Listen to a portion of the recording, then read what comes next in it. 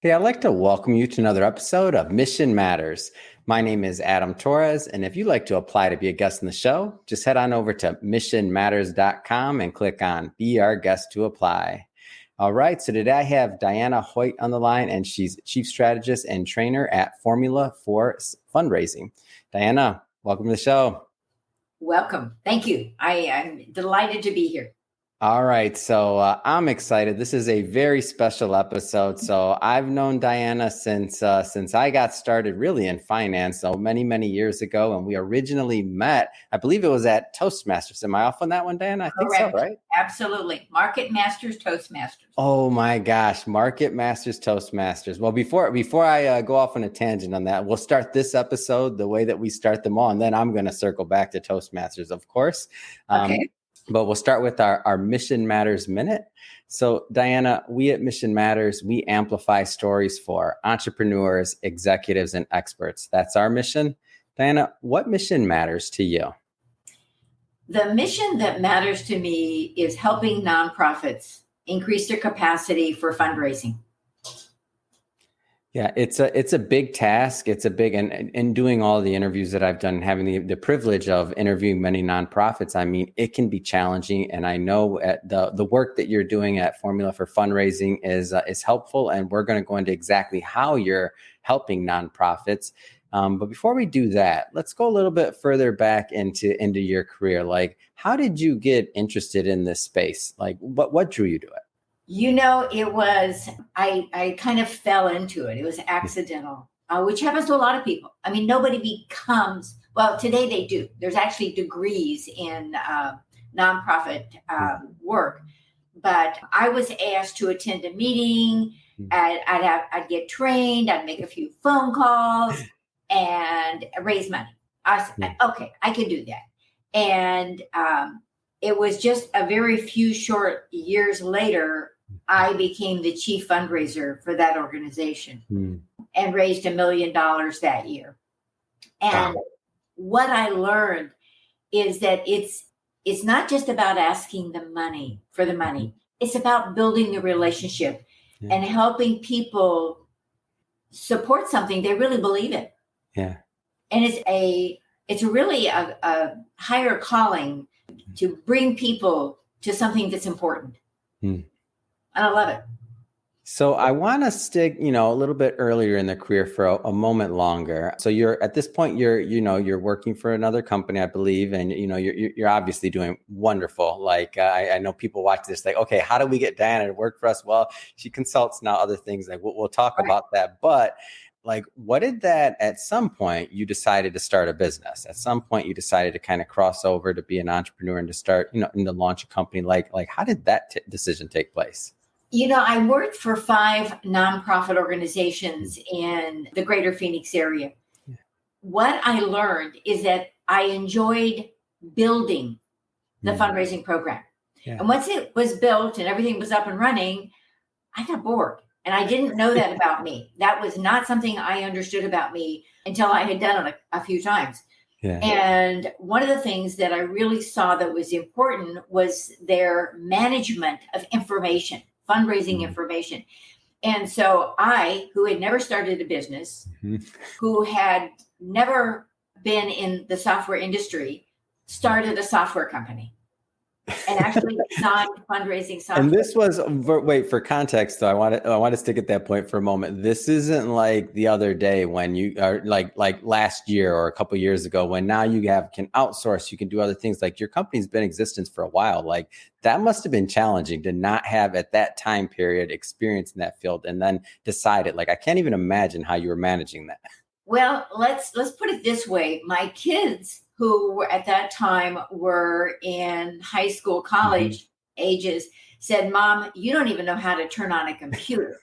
So if that gives you some idea of the baseline that we were working with. Yeah. And, I knew what the software needed to do. I could hire somebody to help develop it.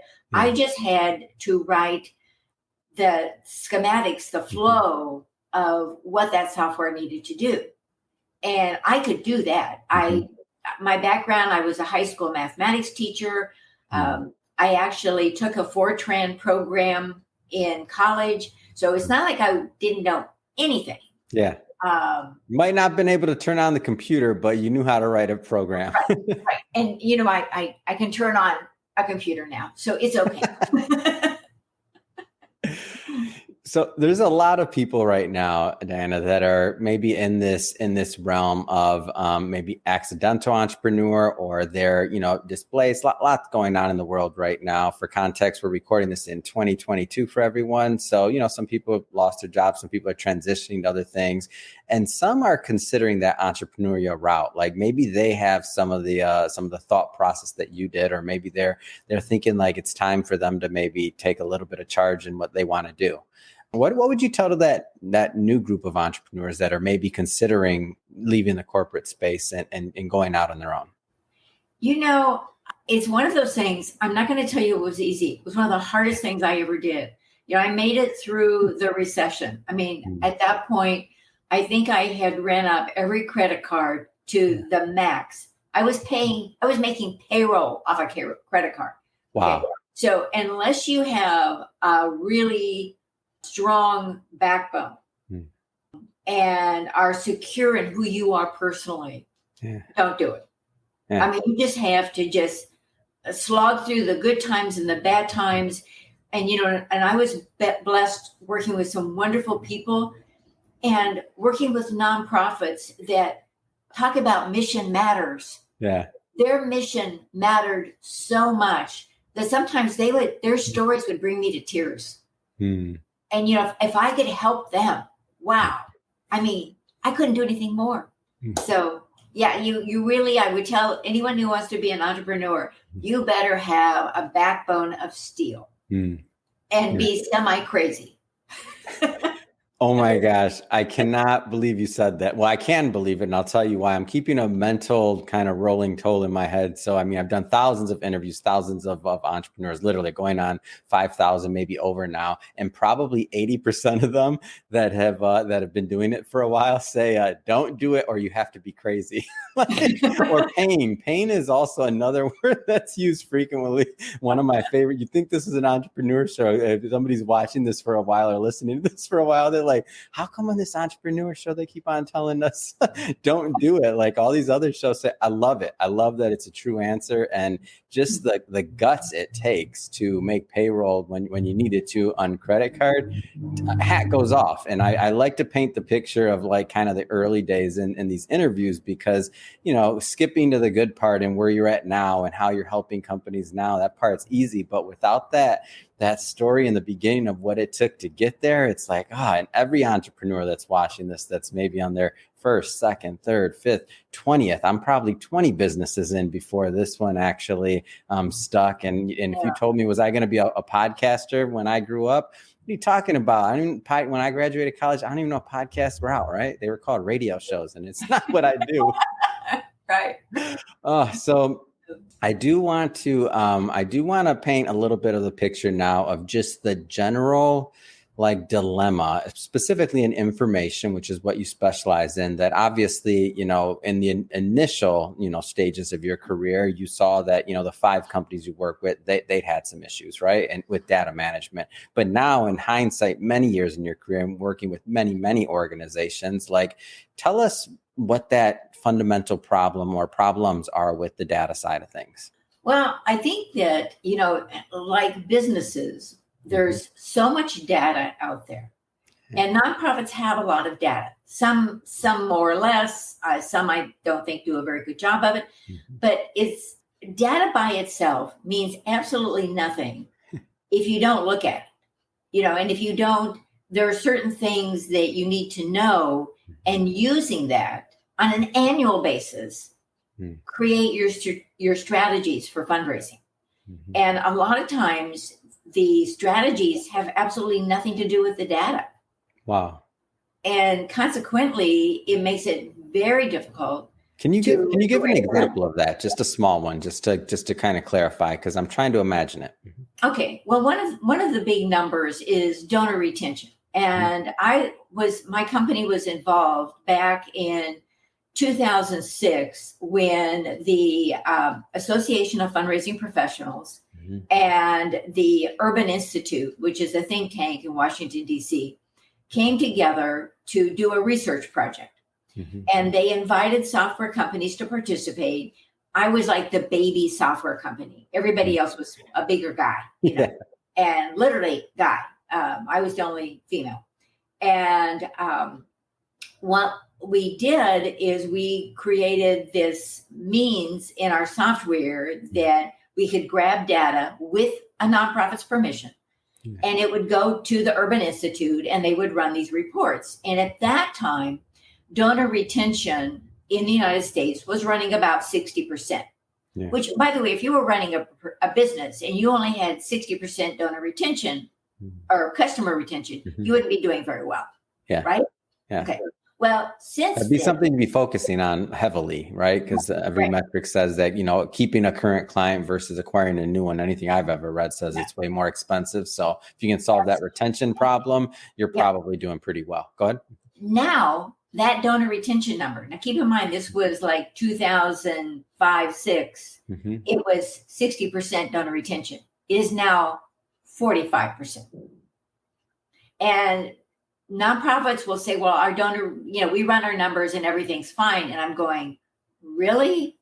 So if everybody I talk to is fine, why does the number keep dropping? That's almost 1% a year. We're not retaining donors. That's just the beginning point of what they need to look at. So I'll tell you one of the things that I regret on my entrepreneurial journey is I didn't really respect or understand data in the beginning. So even as a media company, and I guess this is my rant, and maybe I bring up this story just so I remember this, like just get it in my head. But we didn't have, even in the beginning, we were years into this business. And in terms of data, we didn't have like newsletter. We weren't kind of checking our demographics. We weren't doing a lot of things. We were just putting out content and praying and just focusing on trying to get better. Right? Like better interviews, better reach, things like that, numbers, but our respect and what we thought about for data. I should say me, the other co-founder here, Chirag, he respected it, but let's just say maybe I won the argument, unfortunately, on that one, by the way, on what to prioritize. And now when I look back, I'm like, man, if we would have been looking at the data, thankfully we're doing pretty well, but like we would have been a whole nother league potentially. And it's just, to me, more so like not looking at the data, it's just a waste of resources. Like if it's there, if you have the ability to get it, if you have like tools or resources like yourself and individuals that help in different areas, like why wouldn't you do it, right? Yeah. It's always sad. And I think one of the things that I hear often is we don't have the time. Yeah, I've said that one. That's what I would tell Chirag. Well, the reality is, I've said it and I was wrong. Go ahead. But if you want to keep customers, if you want to keep donors, you must make the time. It's not like it's a choice that because otherwise, especially in the nonprofit sector, you're churning donors. They're coming in and they're coming out. Well, if you don't look at that number and you're not developing strategies, you're just going to keep churning donors. And like you said, wow, is that expensive? And nonprofits don't have that money. So the not taking the time is actually costing them a lot. And therefore, they're not able to provide as many services and programs as they're supposed to. And one of the things in my opinion, and this is just, any business, nonprofit or otherwise, is if you're not focusing on that, then when something happens out of your control and you're forced to focus on it, that churn rate or whatever, how as many clients as you were bringing on versus how many you were losing may not be your normal marketing, or what you did may not work when something outside your control, like a pandemic happens, right? Like that's what got our attention as a company, or I should say my attention. And that's what won the war on data, was when we couldn't do our, in-person book launch events, or we couldn't do some of the things that we used to do. We see the number, the revenue growing, right? So we think, okay, everything's okay. But because we didn't have that, retention, let's just say number, Then when a pandemic happens or something, whatever, out of your control, 2008, housing crisis, recession, tech bubble, right? When all these things happen, then you could find yourself in some real trouble, especially if you could have retained more of that and you could have gone deeper with your current client base or donor base in this, for the context of this conversation, and with your donor base, and maybe made them more sticky, so that if they were deciding between, things are tight and one organization versus another, they may be thinking, both are amazing. If you're thinking about that natural feel of retention and what type of value you added to your donors, to me, it would be logical that whatever that percentage is, it would be higher. Yeah. Well, in organizations that have high donor retention numbers are the organizations that do an incredible job of touching base with their donors. And again, it gets back to we don't have time. And it's like, what do you mean you don't have time to talk to your donors? Yeah. They're the ones who are paying your salary. So it kind of makes me a little crazy. I get it. But I've been on the other side, and I made myself crazy looking in retrospect. Yeah. I want to pause for a moment, and I know it's pretty obvious what you're doing in helping nonprofits, but I just want to go further and just tell us exactly what you do at Formula for Fundraising, please. Oh, okay. I have really narrowed my focus. I mean, I can do lots of fundraising things because I've been in the industry for almost 40 years. Hello, it's been a long time. But I'm really focusing on helping organizations understand their numbers. So helping them develop data-driven, donor-centered strategies. So if I can help an organization, I can come in, let's run the numbers, let's create the strategies based upon your history. That's my number one thing. I also like to help organizations either review or write their case for support. And their case is their why. Why should anybody give them a nickel and support their cause? Okay. So that document is extremely important. And I also like to just work with just general annual fundraising. I do that a lot because a lot of folks don't really understand what their annual fund is or what that means. And so it's kind of fun to teach it as well as help people. And the last thing I do, mainly because I did it for 22 years, is I help organizations find a CRM, a donor management system that will fit their needs. Not somebody else's needs, but their needs specifically. So I work with them to help really define what that means, what they're looking to do, and to also help them look out 5-10 years. Because you don't want to be switching software every few years. So what products, and there's a lot of products out there, but what really meets their needs?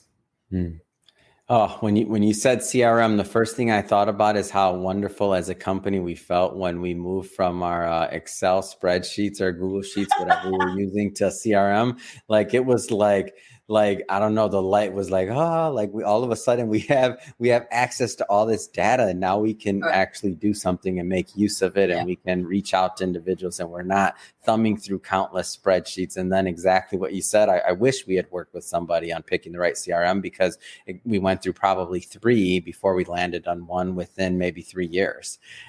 So exactly what you said. So for those that claim they don't have time, you have time, and it costs more, and it takes way more time to get it wrong multiple times than just doing it right the first time. It's also extremely expensive.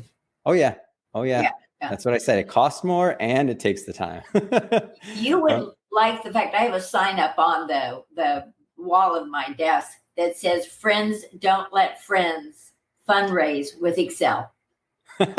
Oh, that's good. I should ask, what type of nonprofits do you work with, by the way? Is this only for like large nonprofits, like middle market, smaller? Like what's kind of the mix there on individuals that maybe get the most value out of working with you and your team?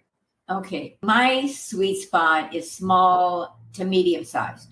because I feel like if I can help push them into that next level of fundraising, and they often don't have the staff, they don't have the background, they can't afford somebody with my knowledge to have on staff.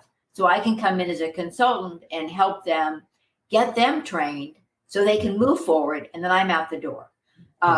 The large organizations usually have multiple staff people and don't need a consultant quite as much. What are the your strategies? Are they applicable for both the small and middle? Because I feel like a lot of times, and if a company is smaller, they think, or a nonprofit in this case is smaller, they think, we've been thinking about a CRM, or not even just to pick on the CRM. It could be anything. Like, we've been thinking about that, but we're just not there yet. We're not there yet. And that whole phrase, "we're not there yet," I feel like it costs so many people time and resources. So are your strategies applicable for everyone? Yes. Yeah.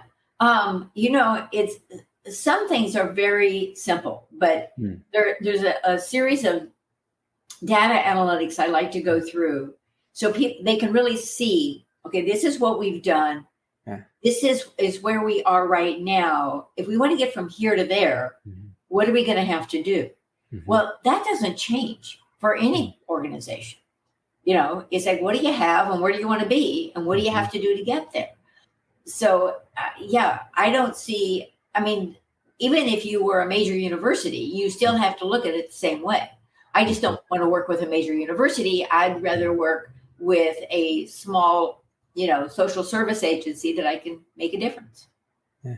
So you mentioned, donor retention. Can you give us maybe another, whether it's a data point or something else, just to kind of build out like what that looks like and what people may be missing? One of the things that, a couple things. One is that statistically, if you made a gift last year to a nonprofit, there's about a 25% chance 25% that you will make a second gift to that organization. Wow. Right. Not good. And there are reasons for it. I'll give a personal example. A few weeks ago, I made a donation. It wasn't a small donation, but it wasn't huge, to a nonprofit 3-4 weeks ago. I have yet to receive a thank you. Wow. Okay. Will I give to that nonprofit again? No. And that's what happens. There is a lack of gratitude. It could have been a postcard. They could have done anything, but they did nothing. And donors are frustrated. At least I gave you money. At least thank me. It doesn't be fancy thank you, but write it on a postcard. But do something. And so that's not happening. And there's lots of stories of wonderful thank yous that grew into $1 million gifts because somebody took the time to say thank you. And for those nonprofits, and this happens whether it's nonprofits or otherwise, business owners, there's a lot in, or I should say, businesses that are not nonprofits. There's a lot to take away from this. Like, there's some lessons there. Like, are we thanking our clients? Are we thanking our customers? Right? I know when I started in my career, I would, I was an avid thank you note writer. Now we send emails and things like that. And there's resources, there's ways to do this. But if the barrier of entry to possibly increase, in this case, that percentage for a second donation from 25% to 25.5, I don't know, 26, whatever the number is, like, to thank somebody, you think you'd want to take it, right? Right. Well, and especially, that's why we see the lack of donor retention. If you can't even keep your first time donor, and that's huge. That is just, it's an enormous number.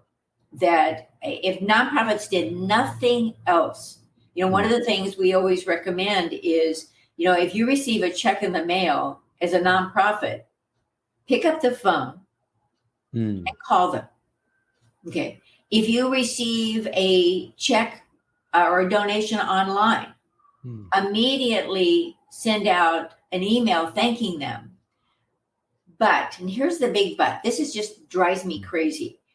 All those emails that come off, online donations, those are automated. Hello. There was nothing personal. Yeah. Nothing. Zero. Yeah. So take the time, because when they filled out that form online, they gave you an address. Take the time now to write a separate thank you. I realize the cost of postage is crazy, but the reality is so few donors receive letters thanking them that are signed by a human being. Yeah. With a little PS, wow, we really appreciated your gift. I think nonprofits would be amazed at the impact. That is such a great tip. And you are giving so many lessons here. Like, I don't even know if you understand how you're just dripping in knowledge on this. So the obvious to me is if somebody sent in a paper check, they would probably prefer a phone call over an email because they're still using checks, right? If somebody is, or they like checks, so maybe they want that more personal feel. If they're sending it online, then they're probably checking their email all the time as well. But it's still, like, you get a postcard or something else, like that's nuanced, but there's a lot to what you just said. Like, that's experience right there. There is a charity that my husband and I give to. I hate to call it a charity. It's a philanthropic organization that we've been giving to now for years. At one point, I made a really small gift. I think it was $25. It was, not a big gift. And I received a lovely thank you letter, hand signed. Then I received a postcard from one of their board members thanking me for my gift. And then I received a handwritten postcard from the president of the organization. Wow. Thanking me for my gift. When I got that third one, I said, well, that just sealed the deal. We are now lifetime donors. Oh, that's a process. I swear that's a process. And I think you just changed some of the processes here at Mission Matters. I guarantee it, Diana, like you did. I learn, and one of my favorite parts about hosting this show is that I get to learn from entrepreneurs from all walks of life. And everybody, there's always a tip or something else I feel that individuals that they listen to these episodes, like they get, that can help them improve in maybe their personal life or professional life as an entrepreneur or as an executive or otherwise. So, man, the knowledge today. I want to, we're going to jump around a little bit here, Diana. I want to talk about the two books that you have out. I understand you have a recent release. Do you have one there that you can hold up? Maybe, can you hold them up? Of course. This is all the right. recent. Oh, so exciting. I'd hold them up. I have them right in front of me, but the green screen will be off. But yeah, but this is my first one, which is how I ended up naming the company. Because people say, well, what's the formula? Well, the formula, by the way, you can see it on the back wall behind me. It's know your numbers, know your donors. So getting back to that data-driven information. This one, I lovingly call my bullet point book. There's a reality that people are busy and they don't always take the time to read. I mean, I know that I scan things. Yeah. And often print them off so I can read them later, right? When I've got quiet time and I can just sit there and read. And so I did. The chapters are very short. They're to the point.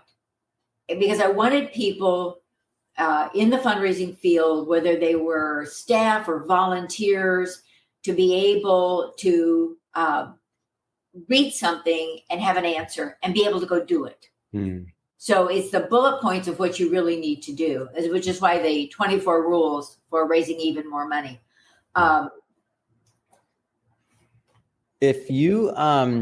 If you had to kind of sum up some of the inspiration and the reason why you went the book route, what would you say? And I'll tell you where this question's coming from. So I'm biased. We publish a lot of books. So I always telling people, everybody has a book in them. They need to write. They need to, I don't care if they go through a publisher like us or if they self-publish, whatever they do.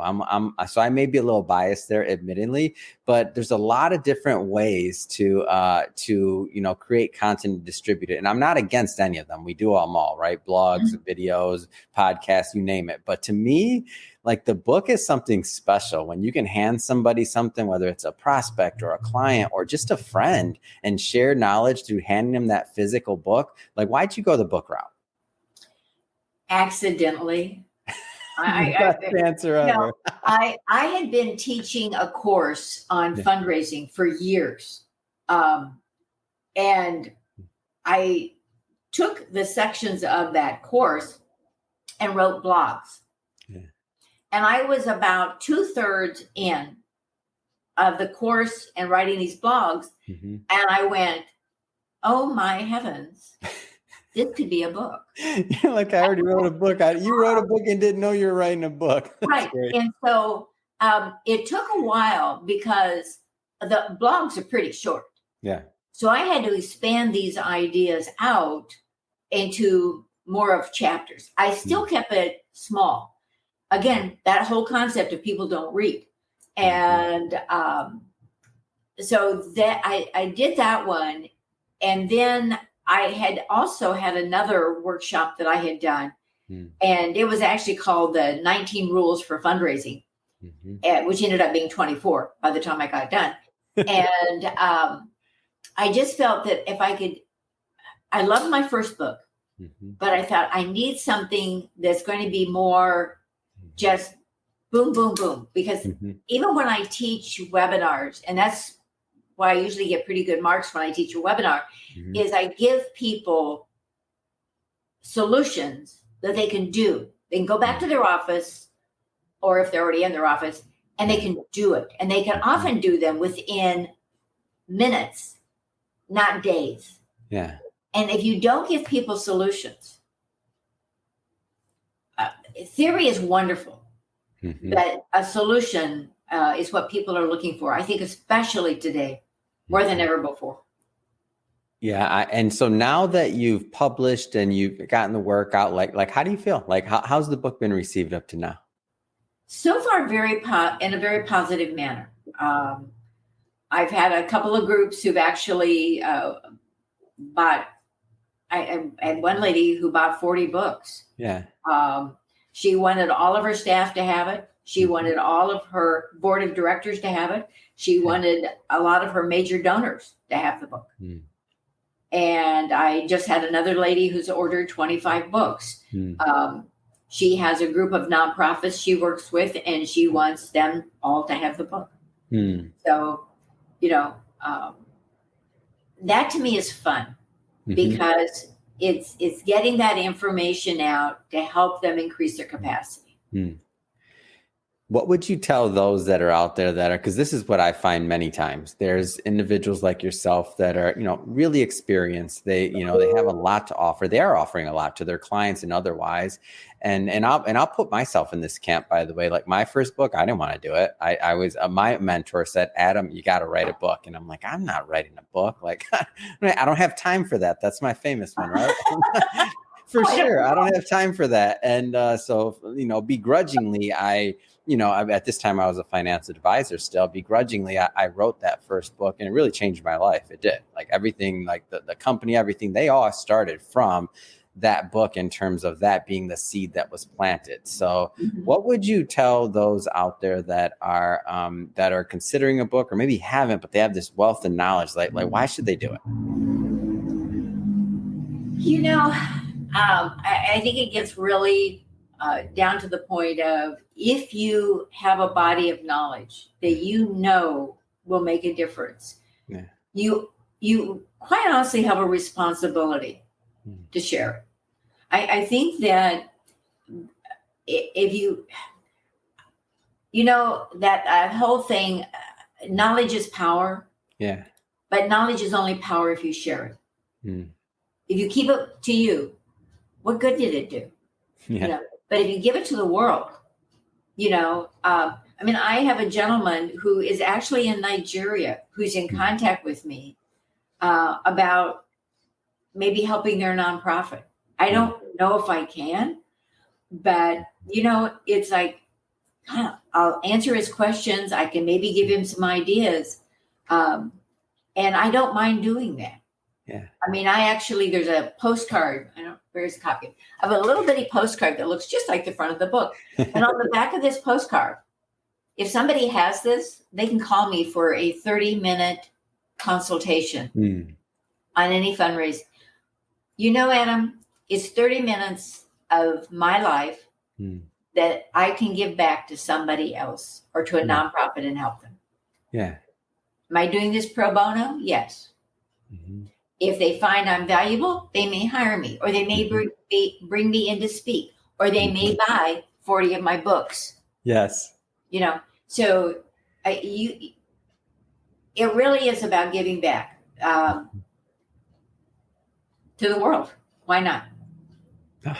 Well said. And that's where my heart's at. And I've seen it. Like, the more authors that I've seen that I have the privilege of interviewing on this show, and that many people, I like that you said you did it by accident again on some of these things that happen, right? Like, it's one of those things. My first book I wrote while I was on a train. I was literally speaking into some dictation app, and that's how it was written. And I was traveling. And then when I got back, I was like, okay, I think I got a book. Send it to an editor. It's my ugly duckling. And, it's not professional like the books we do now, but I leave it out there because I'm like, I think people should just go out there and do it by any means, whatever you have to do, like your story, your message, got to get that out there so that others can benefit. And I like your take. It is a responsibility. Mm-hmm. So Diana, first off, this has been great to reconnect with you ever since those days of Toastmasters, when I appreciated your mentorship and guidance, and even like the speeches and all the other things. I think, you're taking me back, but I think, was there something called a bronze communicator or something? Like, I got the first level, but you were many levels further ahead than I actually went all the way to gold. Did you? Yeah, I didn't go beyond that because there was a requirement that I just said, I'm not doing this. But I got the gold. Oh, that's amazing. Anybody watching this, if you haven't explored Toastmasters, 100% do it. It's a great organization to build your confidence, your speaking ability, all the other things that you want to do, even if you don't want to be in front of camera, or you don't want to do things in the media or other things like that, or you don't have to be a speaker, like just communicating with your team, like in a group huddle, or like just feeling more confident on the phone, like all those things, no matter where you're at. But at some point, there's communication going on, and it helps. Yep. I love Toastmasters. So what's next, Diana? I mean, what's next for you? What's next for the company? What's next for the books? What's next? Well, I do have a third book in mind, so I'm playing with that. You got the book bug for somebody that was on the first one thinking about. I know. I love it. Go ahead. I haven't done that yet, and I'm also considering developing an app that, because I so believe in the case for support for nonprofits, where the app would allow them to fill in a certain amount of information and basically print out their case. Now, and as I tell people, they would have to make it look pretty. I mean, I can't do their graphics, and I can't put in that photo, of that child who needs help. They're going to have to do that part. But it would give them that framework. So that's kind of on my to-do list, as well as I'm developing a course that I want to teach online.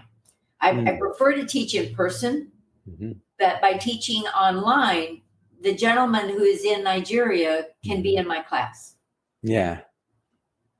It's the next step. It's the evolution. We're all evolving, and I love to see your evolution into from obviously successful business owner to now a author multiple times, and now and obviously you've been a teacher, and you've been speaking for a long time, but now you'll be doing online courses and other things. I think it's going to be awesome.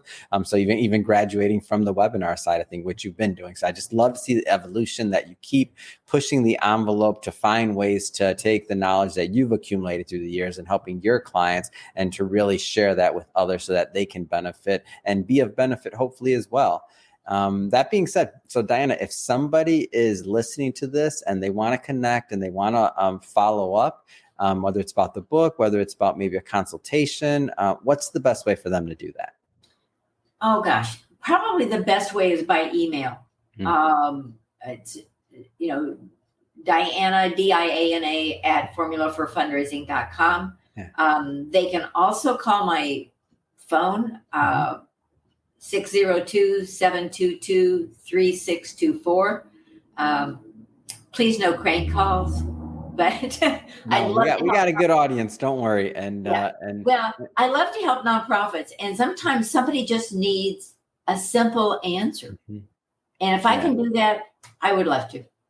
Fantastic. And to our audience, we'll put some information in the show notes so that you can connect with Diana as well.